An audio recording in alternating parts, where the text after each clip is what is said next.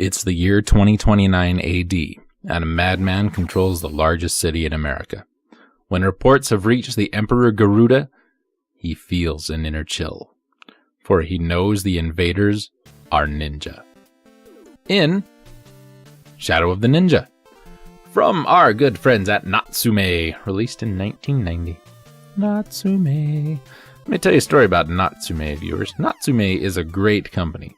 Started off in 1988 making NES games, did some Dungeons & Dragons games, did Power Blazer, Dragon Fighter, World Boxing, Shatterhand. These are some great games. SCAT, Special Cybernetic Attack Team, that's a great game. Power Blade, viewers. Spanky's Quest for the Game Boy. Huh? Elevator Action, Renegade, Bubble Bobble Part 2. Wild Guns, the fighting edition of the Power Rangers game, Power Rangers the movie, the game, Virtual Casino on the Saturn, Tetris Plus, Casper, Gundam the Battle Master, Harvest Moon, the big one everybody knows Natsume for, Harvest Moon. But let me tell you, when you're an old mean man like me and you hear Natsume, I think two games.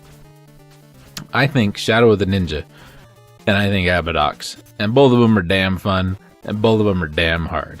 Shadow of the Ninja, originally released in Japan as Yami no Shigotonen Kage, and later released in Europe as Blue Shadow, because you can't have ninjas in Europe. They're not allowed, and Shadow of the Hero sounds silly. In 1990, futuristic ninja-themed side-scrolling action game by Natsume. Can be played two players simultaneously, with one player controlling Hayate, the male ninja, and the other as Kaeda, the female ninja. In either mode, we can decide which character you want before the game actually begins. There are no actual performance differences between either character, however they look almost completely different in-game and in other versions' manga-style covers than is shown on the US cover art. Hayate is blonde and Kaeda is green-haired, wearing a miniskirt and wielding a sword and kunai, except in the American box art, where Hayate, well, it looks like he's a cyborg. Kinda. It's a bit weird.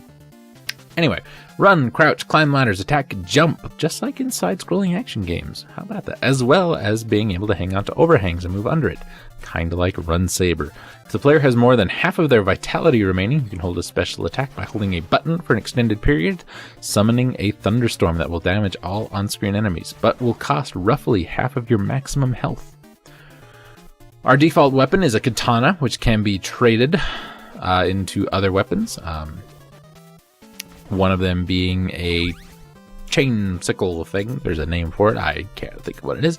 Has a longer range than the katana and can be swung upwards diagonally and horizontally, but can only damage enemies from a specific distance and does not work well at close range, like the katana. If you pick up a weapon you already have, its attack power will be strengthened by an increment of 1, with up to 3 attack levels possible. However, if you take too much damage, the weapon strength will reduce back to its previous level. There's also the possibility to use both weapons if you start with the sickle and collect secret power-ups hidden in some levels. You can also obtain shuriken and hand grenades as well, both of which can only be used for as long as a player's supply lasts before you revert back to your melee weapon. All 4 weapons are obtained by destroying boxes scattered throughout each stage, along with vitality potions. 5 levels with a total of 16 stages, the first 4 levels being divided into 3 stages each, and then the final level into 2. We will fight numerous types of enemies, and including bosses and sub-bosses. Once a boss has been defeated, it will explode. This explosion will heal you if you are close to it. However that works, since actually the same amount of health from one level will be carried on to the next until you die or pick up potions. Game ends if you lose all your life and you have only 5 chances to continue.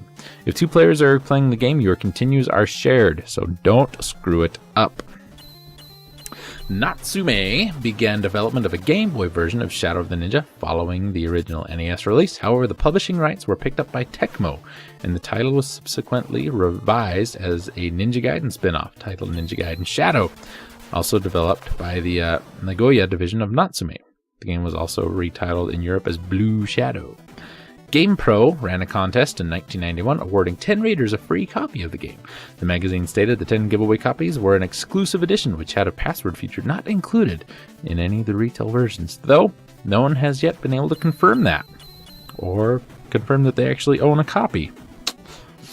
Electronic Gaming Monthly hailed the game's superb graphics and sound, and GamePro called it an above-average ninja fare with top-of-the-line graphics and fast-paced gameplay, and a top-flight, fast-paced action cart. Nintendo Power featured the game in the article Weird Heroes for allegedly having a first male and female video team in video game history. Can't back that up. Somebody wants to do some more research on that? Go for it. It was 1990, by the way.